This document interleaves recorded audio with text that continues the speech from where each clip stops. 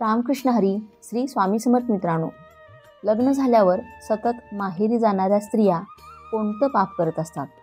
मित्रांनो, भगवान शिव म्हणतात, एक मुलगी तिच्या वडिलांच्या घरात राहून जो पाप करत असते त्या पापाचं फळ आई वडिलांना सुद्धा भोगावं लागत असतो. मित्रांनो, एका दिवसाची गोष्ट आहे जेव्हा माता पार्वती पृथ्वीवर भ्रमण करून भगवान भोलेनाथांकडे येते आणि भगवान भोलेनाथ त्यांना म्हणते, हे परमपरमेश्वरा, देवादिदेव प्राणनाथ, आज जेव्हा मी पृथ्वीलोकावर भ्रमण करत होते तेव्हा मी पाहिले की काही मुली त्यांच्या वडिलांच्या घरी गरजेपेक्षा जास्त काळ राहतात. परंतु पूर्वी तर मुलींचे लग्न खूप कमी वयात केले जात होते आणि त्याच वयात त्या त्यांच्या नवऱ्याच्या घरी राहण्यासाठी जात असत. त्याचबरोबर मी एक विचित्र घटनासुद्धा पाहिली आहे. खूप साऱ्या मुली लग्नानंतर सुद्धा वडिलांच्या घरी सारख्या राहायला जातात. हे प्राणनाथ, मला हे जाणून घ्यायचं आहे की एका कुमारिका मुलीने वडिलांच्या घरी जास्त काळ राहणे योग्य आहे की नाही? कोणत्या वयामध्ये मुलीचे लग्न करणे योग्य आहे? आणि लग्न झाल्यानंतर वडिलांच्या घरी राहिल्याने कोणता पाप लागतो? हे स्वामी, तुम्हीच या जगाचे सत्य आहात आणि सत्यच शिव आहे. कृपा करा आणि माझ्या मनातील हा संभ्रम दूर करा. तेव्हा भगवान शिव स्मित हास्य देत म्हणतात, हे देवी, आज तुम्ही जो प्रश्न केला आहे तो समस्त मानवजातीच्या कल्याणासाठी अत्यंत महत्त्वपूर्ण आहे. आज मी तुम्हाला तुमच्या या प्रश्नांची उत्तरं एका कथेमार्फत देणार आहे. ही कथा प्रभू श्रीकृष्णांच्या काळातील द्वापार युगातील आहे. तुम्ही या कथेला लक्ष देऊन ऐका. त्याचबरोबर जो कोणी ही कथा इतरांसोबत शेअर करेल त्याला माझ्याद्वारे पुण्याची प्राप्ती होईल. मित्रांनो, तेव्हा देवी पार्वती म्हणते, हे स्वामी, मी या कथेला ध्यानपूर्वक नक्की ऐकेन आणि या कथेला इतरांना ऐकायला सुद्धा सांगेन. जे पण ही कथा ऐकतील ते सर्व नवरा बायको माझ्या आशीर्वादाने सुखपूर्वक जीवन व्यतीत करतील. कृपा करून तुम्ही ही कथा सांगण्यास आरंभ करा. मित्रांनो, भगवान शिव म्हणतात, हे देवी पार्वती, द्वापार युगातील घटना आहे. यदुकुल श्रेष्ठ वीर उग्रसेन यांच्या इथे जी घटना घडणार आहे त्याच घटनेचे मी वर्णन करणार आहे. मथुरा नावाच्या नगरीमध्ये उग्रसेन नावाचा यदुवंशी राजा राज्य करत होता. राजा बलाढ्य, शूरवीर, संपूर्ण धर्माचे पालन करणारा आणि प्रजेचे रक्षण करणारा अतिगुणवान राजा होता. राजा उग्रसेन धर्मपूर्वक राज्याचे संचालन आणि प्रजेचे पालन करत होते. त्याच वेळेला परमपवित्र विदर्भ देशामध्ये सत्यकेतू नावाने प्रसिद्ध एक महापराक्रमी राजा होता. त्यांची एक पुत्री होती. तिचं नाव पद्मावती होतं. ती सत्यधर्माचे पालन करणारी, अतिसुंदर, गुणवान आणि चरित्रवान होण्याबरोबरच लक्ष्मी समानच होती. मथुरेचा राजा उग्रसेन यांनी त्या सुंदर पद्मावतीसोबत लग्न केले. तिच्या प्रेमाने आणि करुणेने मथुरेचे राजन प्रसन्न झाले. पद्मावतीवर ते स्वतःच्या प्राणापेक्षाही अधिक प्रेम करायचे. पद्मावतीशिवाय राजा भोजनसुद्धा करत नव्हता. पद्मावतीसोबत सुख भोगण्याचा राजाचा वेळ व्यतीत होऊ लागला. मित्रांनो, भगवान शिव म्हणतात, हे देवी पार्वती, पद्मावतीशिवाय राजाला एक क्षणसुद्धा चैन पडत नसे. अशा प्रकारे दिवसागणिक त्या दोघा नवरा बायकोंमध्ये अधिकाधिक प्रेम वाढू लागले. काही दिवसानंतर विदर्भचा राजा सत्यकेतू यांना त्यांच्या पुत्रीची पद्मावतीची आठवण आली. त्याचबरोबर तिच्या आईला सुद्धा मुलीची खूप जास्त आठवण येत होती. त्यामुळे एके दिवशी मुलीची चौकशी करण्यासाठी राजा सत्यकेतू मथुरेला राजा उग्रसेन यांच्याकडे काही दूत पाठवले.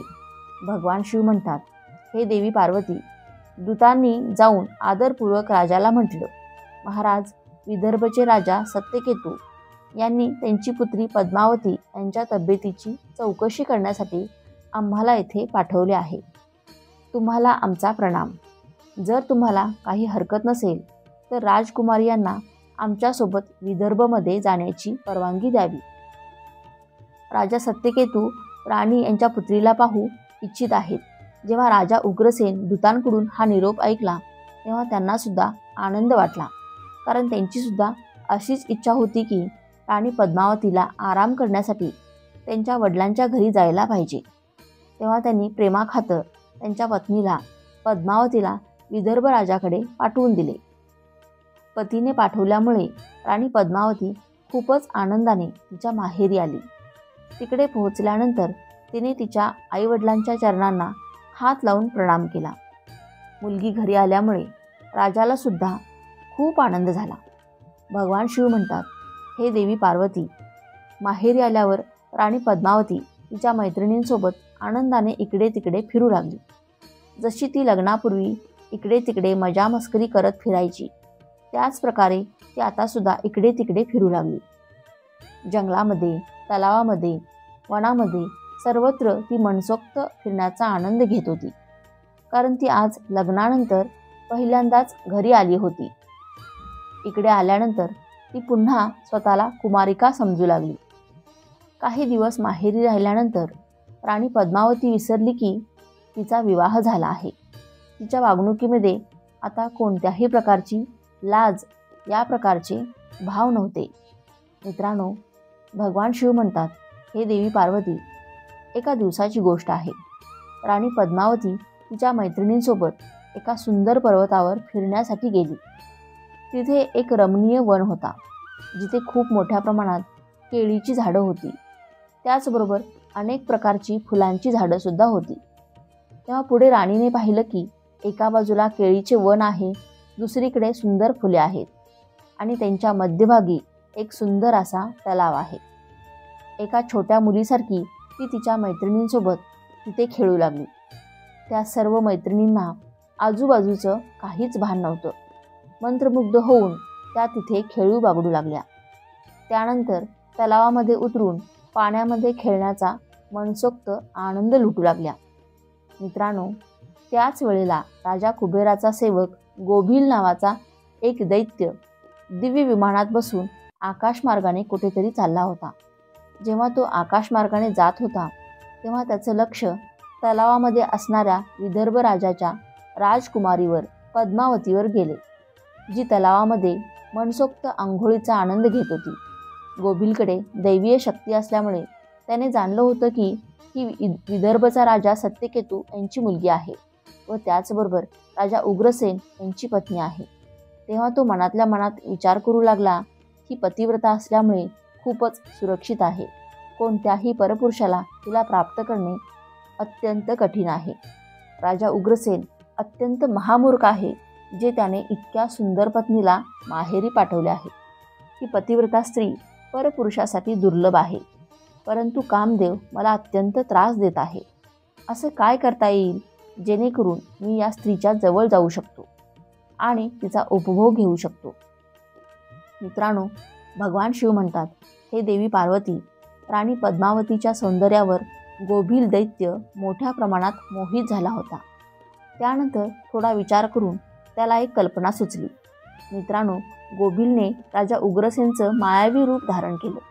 सर्व काही अगदी राजासारखंच होतं. तेच कपडे, तेच शरीर, सर्व काही अगदी सारखंच होतं. संपूर्ण उग्रसेन झाल्यानंतर गोभिल पर्वताच्या शिखरावर उतरला व त्यानंतर तो एका झाडाखाली बसून सुंदर आवाजात गीत गाऊ लागला. ते गीत अत्यंत मधुर होतं. अत्यंत मधुर अशा गीताला मैत्रिणींसोबत बसलेल्या राणी पद्मावतीने सुद्धा ऐकलं. ती विचार करू लागली, इतकं मधुर गीत कोण गात आहे. त्यामुळे राजकुमारीच्या मनामध्ये त्या व्यक्तीला पाहण्याची तीव्र इच्छा झाली. तिने तिच्या मैत्रिणींसोबत जाऊन पाहिलं की एका झाडाखाली एक सुंदर असा प्रतापी व्यक्ती बसून गीत गात आहे आणि तो महाराज उग्रसेन यांच्यासारखा दिसत आहे. हे देवी पार्वती, परंतु सत्यमध्ये तो राजा उग्रसेन यांच्या वेशामध्ये नीच दानव गोभिल होता. पद्मावती विचार करू लागली की माझे स्वामी मथुरेचे राजन एवढ्या दूर कधी आले. हा विचार करतच होती तेव्हाच त्या दैत्याने स्वतः राणीला आवाज दिला, हे प्रिये, तुझ्या विना मी जगू शकत नाही. हे माझी प्रिय पत्नी, तुझ्या विना जीवन व्यतीत करणे माझ्यासाठी खूप अवघड झाले आहे. तुझ्या प्रेमाची मला खूप आठवण येते आणि त्यामुळेच मी तुझ्या विना कुठेही राहू शकत नाही आणि म्हणूनच मी तुला भेटण्यासाठी इकडे आलो आहे. दैत्य गोभिल जो महाराजांच्या वेशात होता, त्यांच्या तोंडून बोलणं ऐकल्यानंतर राणी पद्मावती थोडी लज्जित झाली. राजा उग्रसेन जो दैत्य गोभिल होता, ज्याने राजा उग्रसेन यांचं रूप धारण केलं होतं, तो राणी पद्मावतीला घेऊन एका गुप्त जागेवर निघून गेला आणि जाऊन त्याच्या इच्छेनुसार त्यांनी राणी पद्मावतीचा उपभोग घेतला. मित्रांनो, भगवान शिव म्हणतात, हे देवी पार्वती, महाराज उग्रसेन यांच्या गुप्त स्थानावर काही विशिष्ट निशाण होतं, जे त्या पुरुषामध्ये राणीला दिसले नाही. यामुळे पद्मावतीच्या मनामध्ये त्यांच्याप्रती संदेह निर्माण झाला. राजकुमारीने तिचे वस्त्र पुन्हा परिधान केले, परंतु तिच्या हृदयामध्ये या घटनेमुळे खूप जास्त दुःख झालं. रागाने राजकुमारी खूप क्रोधित झाली होती.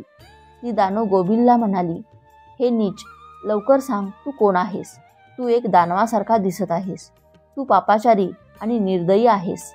बोलता बोलता राणीच्या डोळ्यातून पाणी येऊ लागले व ती त्या दानवाला शाप देणार होती. राणी म्हणू लागली, हे दुरात्मा, तू माझ्या पतीच्या रूपात येऊन माझ्यासोबत छल केला आहेस आणि या पतिव्रता शरीराला तू अपवित्र केला आहेस. तू माझ्या पतिव्रता धर्माचा नाश केला आहेस. परंतु आता तुला तुझ्या पापाची शिक्षा मी नक्कीच देणार आहे. मी तुला खूपच कठोर असा शाप देणार आहे. राणीचं हे बोलणं ऐकून गोबिल म्हणाला, हे पतिव्रता स्त्री, भगवान श्रीहरी विष्णू आणि उत्तम ब्राह्मणांच्या भीतीपोटी राक्षससुद्धा दूरवर पळत असतात. मी दानव धर्मानुसारच या पृथ्वीवर विचरण करत आहे. प्रथम तुम्ही माझ्या दोषाचा विचार करा. कोणत्या अपराधावर तुम्ही मला शाप देऊ इच्छित आहात? तेव्हा राणी पद्मावती म्हणाली, हे पापी, मी एक साध्वी आणि पतिव्रता स्त्री आहे.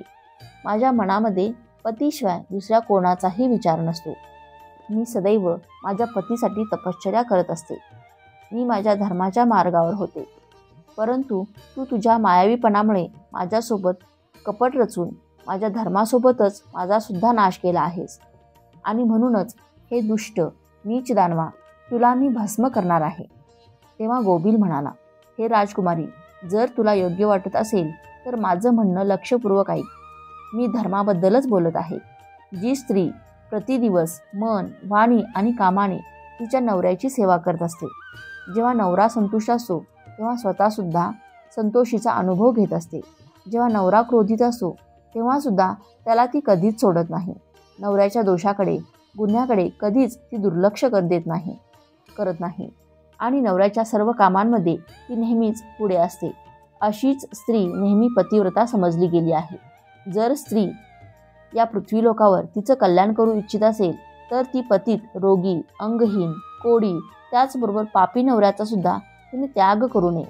जी स्त्री नवऱ्याला सोडून जाते आणि दुसऱ्या कामामध्ये तिचं मन लावत असते, ती या संसारामध्ये सर्व धर्माने बहिष्कृत आणि व्याभिचारी समजली जाते. जी पतीच्या अनुपस्थितीमध्ये वेगवेगळ्या प्रकारच्या व्यंजनांचा आस्वाद घेत असते, त्याचबरोबर शृंगार करत असते, त्या स्त्रीला उलटा स्त्री म्हटले जाते. मित्रांनो, भगवान शिव म्हणतात, हे देवी पार्वती, गोबिल पुढे म्हणतो, मला वेदांद्वारे, शास्त्रांद्वारे आणि गुरुद्वारे धर्माचे ज्ञान प्राप्त आहे. गृहस्थ धर्माचा परित्याग करून पतीची सेवा करणे सोडून तू इथे कशासाठी आली आहेस? इतकं होऊन सुद्धा तू स्वतःच्या तोंडाने म्हणत आहेस, मी पतिव्रता आहे. तुझे कर्म पाहून तर तुझ्यामध्ये पतिव्रतेचा थोडा सुद्धा अंश दिसत नाही. तू सर्व लाज लज्जा सोडून पर्वत आणि शिखरांवर मनसोक्त फिरण्याचा आनंद घेत आहेस आणि म्हणूनच तू एक पापिनी आहेस. मी तुला हा महान दंड देऊन तुला योग्य मार्गावर लावले आहे. आता यापुढे कधीही तू अशा प्रकारचं पाप करणार नाहीस. मला सांग, नवऱ्याला सोडून तू इकडे कशासाठी आली आहेस? हा शृंगार, हे आभूषण, सुंदर वेशभूषा धारण करून तू इकडे कशासाठी आली आहेस? हे पापीने, मला सांग, कशासाठी तू हे सर्व केलं आहेस? कुठे आहे तुझा पतिव्रता धर्म? तुला पाहून तर तू एक व्याभिचारी स्त्री आहेस हेच मला दिसत आहे. तू आता तुझ्या नवऱ्यापासून कोसो मैल दूर आहेस. कुठे आहे तुझ्यामध्ये पतीला देवता मानण्याचा भाव? दुष्ट, तुला लाज वाटत नाही का? मला माझ्या वागण्यावर घृणा वाटत आहे. तू माझ्यासमोर बोलण्याची हिंमतच कशी केलीस? तुझ्या तपस्येचा प्रभाव कुठे आहे? तुझं तेज आणि बळ, आज तू मला तुझा बळ आणि पराक्रम दाखव. तेव्हा पद्मावती म्हणाली, हे नीच असुर, ऐक, माझ्या वडिलांनी प्रेमाने मला माहेरी बोलावले आहे. मग यामध्ये पाप कोणतं आहे? मी काम, लोभ तथा भीतीपोटी नवऱ्याला सोडून आले नाही. मी इथे सुद्धा सतत माझ्या नवऱ्याचा जप करत असते. तू तुझ्या मायेने माझ्या नवऱ्याचं रूप धारण करून मला फसवले आहेस. तेव्हा गोबिल म्हणाला, पद्मावती, माझं म्हणणं ऐक. आंधळ्या मनुष्याला काहीच दिसत नाही. तू धर्मरूपी नेत्राने आंधळी आहेस. मग तू मला कसं ओळखू शकतेस? तुला हे समजायला हवं होतं की तुझा नवरा इतक्या लांब कधीच येऊ शकत नाही. आणि इतकं असून सुद्धा तू माझ्यासोबत आलीस.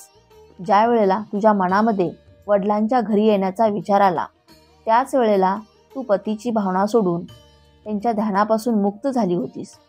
पतीचा निरंतर चिंतन करणे हाच नारीचा धर्म आहे. जर तोच नष्ट झाला असेल, मग तू स्वतःला पतिव्रता का म्हणतेस? मित्रांनो, भगवान शिव म्हणतात, हे देवी पार्वती. गोभिलचं बोलणं ऐकून राजकुमारी पद्मावती जमिनीवर बसली. तिला आता खूप दुःख होत होतं. गोभिल पुन्हा म्हणाला, हे स्त्री, मी तुझ्या उदरामध्ये माझा अंश दिला आहे. त्यापासून तिन्ही लोकांना त्रास देणाऱ्या पुत्राची प्राप्ती होणार आहे. मित्रांनो, भगवान शिव म्हणतात, हे देवी पार्वती. त्यानंतर तो दानव तिथून निघून गेला. गोभिल एक ज्ञानी दानव होता, परंतु तो एक खूपच दुराचारी आणि पापी होता. गोभिल गेल्यानंतर पद्मावती अत्यंत दुःखी झाली व रडू लागली. रडण्याचा आवाज ऐकून मैत्रिणी तिच्या जवळ आल्या आणि विचारू लागल्या, राजकुमारी, तुम्ही रडत का आहात? मथुरेचे राजा उग्रसेन कुठे गेले? राणी पद्मावती अत्यंत दुःखी भावनेने तिचा कशा प्रकारे छल कपट झाला, कशी फसवणूक झाली, हा सर्व प्रकार मैत्रिणींना सांगितला. त्यानंतर सर्व मैत्रिणी राणी पद्मावतीला घेऊन तिच्या वडिलांच्या घरी गेल्या. तेव्हा राणी पद्मावती भीतीने थरथरत होती. मैत्रिणींनी पद्मावतीच्या आईला सर्व घटना सांगितली. घटना ऐकल्यानंतर महाराणी पतीच्या महालामध्ये गेली व नवऱ्याला सर्व काही सांगितलं. ही सर्व घटना ऐकल्यानंतर महाराज सत्यकेतू यांना सुद्धा खूप जास्त दुःख झालं. राजा सत्यकेतूने ताबडतोब व्यवस्था करून राणी पद्मावतीला मथुरेचे राजा उग्रसेन यांच्याकडे पाठवून दिले. राणी पद्मावतीला आलेले पाहून राजा उग्रसेन खूप जास्त आनंदित झाले. तो राणीला सारखं म्हणू लागला, हे प्रिये, मी तुझ्या विना जीवन व्यतीत करू शकलो नसतो. तू हे खूप चांगलं केलंस जी लवकरच परत आलीस. हे राणी, तू तुझ्या गुणांमुळे, पतिव्रता धर्मामुळे मला खूप जास्त आवडतेस. पद्मावतीसोबत असं बोलल्यानंतर राजा पुन्हा तिच्यासोबत सुख भोगू लागला. काही दिवसानंतर राणी पद्मावतीचा गर्भ वाढू लागला, परंतु त्या गर्भाचं कारण फक्त पद्मावतीला माहीत होतं. तिच्या गर्भामुळे राणी पद्मावतीला दिवस रात्र चिंता सतावत असायची. 10 वर्ष गर्भ वाढतच गेला. त्यानंतर त्या गर्भातून बाळ जन्माला आले. त्या गर्भातून अति तेजस्वी, महाबळी, दुराचारी, प्रजेला कष्ट देणाऱ्या कंसाचा जन्म झाला होता. त्याच्या भीतीने तिन्ही लोकांचे निवासी थरथर कापायचे. त्यानंतर भगवान श्रीकृष्णांच्या हाताने मारले गेल्यानंतर त्याला मोक्षाची प्राप्ती झाली. तेव्हा देवी पार्वती म्हणते, स्वामी, अशा घटना भविष्यामध्ये घडणार आहे हे मी सुद्धा ऐकलं आहे. हे देवी, मी तुम्हाला जे काही सांगितलं आहे ते समस्त पुराणांमधील मत आहे. अशा प्रकारे वडिलांच्या घरात राहणारी कन्या ही बिघडत असते. त्यामुळेच वडिलांनी कधीही मुलीला घरात ठेवण्याचा मोह करू नये. भगवान शिव म्हणतात, हे देवी पार्वती, आता मी तुम्हाला एका कुमारिका कन्येच्या बाबतीत काही महत्त्वपूर्ण गोष्टी सांगत आहे. तुम्ही या गोष्टी सुद्धा लक्षपूर्वक ऐका. जेव्हा कोणतीही कन्या शहाणी होते तेव्हा ती विवाहयोग्य बनते, तेव्हा आई वडिलांचे हे कर्तव्य आहे की त्यांनी योग्य वराची निवड करून कन्येचा विवाह करावा. तिला कधीच जास्त काळापर्यंत घरामध्ये ठेवू नये. नवऱ्याच्या घरामध्ये तिचं पालनपोषण होणे उचित आहे. तिकडे राहून ती भक्तिपूर्वक जे उत्तम गुण शिकत असते आणि नवऱ्याची सेवा करत असते, त्यामुळेच कुळाची कीर्ती वाढत असते आणि वडीलसुद्धा सुखपूर्वक जीवन व्यतीत करत असतात. सासरी राहून जर ती पाप करत असेल तर त्याची फळं नवऱ्याला भोगावी लागतात. जर ती सासरी पुण्यकर्म करत असेल तर त्याचं फळसुद्धा नवऱ्याला मिळत असतात व नवऱ्याची दिवसागणिक प्रगती होत असते. कन्येच्या उत्तम गुणांमुळे वडिलांची कीर्ती वाढत असते आणि दोन्ही कुळाचे पितृगण संतुष्ट होऊन शुभ आशीर्वाद देतात. त्याचबरोबर कधीही वडिलांनी कन्येला जावयासोबत घरी ठेवू नये. असे केल्यामुळे जावयाच्या मानसन्मानामध्ये काही दिवसानंतर कमतरता येऊ लागते आणि या गोष्टीचा जावयाला सुद्धा पाप लागतो. जेव्हा मुलगी विवाहयोग्य बनते तेव्हा परलोक तिच्यावर वाईट नजर टाकू लागतात. अशामध्ये जर तिने परपुरुषासोबत प्रेम संबंध बनवला तर हा खूप मोठा पाप असतो. एक तरुण मुलगी वडिलांच्या घरी राहणे म्हणजे खजिन्याने भरलेली पेटी चोरांच्या मध्ये ठेवणे हेच आहे. स्त्रीचा खरा दागिना आणि वडिलांचा सन्मान हे त्या मुलीची इज्जत हेच असते, जी नेहमी तिने सांभाळून ठेवायला हवी. कुठल्याही स्त्रीने तिच्या नवऱ्यापासून कधीच दूर राहू नये. जास्त काळापर्यंत माहेरी राहणं सुद्धा पापच आहे. एका पतिव्रता स्त्रीचे खरे स्थान तिच्या नवऱ्याच्या चरणामध्ये आहे. त्याचबरोबर पतीसाठी त्याच्या पत्नीचे स्थान हे नेहमी हृदयामध्ये असतं. मित्रांनो, भगवान शिव म्हणतात, हे देवी पार्वती, आता मी तुम्हाला तुमच्या सर्व प्रश्नांची उत्तरं दिली आहेत. तेव्हा माता पार्वती म्हणते, हे प्रभू, आज मी धन्य झाले आहे. तुम्ही दिलेल्या उत्तरांमुळे माझ्या मनाची पूर्णपणे संतुष्टी झाली आहे आणि मला आशा आहे की ही कथा या पृथ्वीलोकावर जो कोणी मनुष्य ऐकत असेल त्याचे सुद्धा जीवन आनंदाने भरून जाईल. मित्रांनो, हा माहितीपूर्ण व्हिडिओ तुम्हाला उपयुक्त वाटला असेल तर व्हिडिओला एक लाईक नक्की करा आणि चॅनेलला सबस्क्राईब करून आम्हाला प्रोत्साहित करा. तसेच हा व्हिडिओ संपूर्ण पाहिल्याबद्दल आपणा सर्वांचे मनपूर्वक आभार. धन्यवाद. श्री स्वामी समर्थ. जय श्रीराम. जय श्री हनुमान. जय श्री कृष्ण. जय माता लक्ष्मी.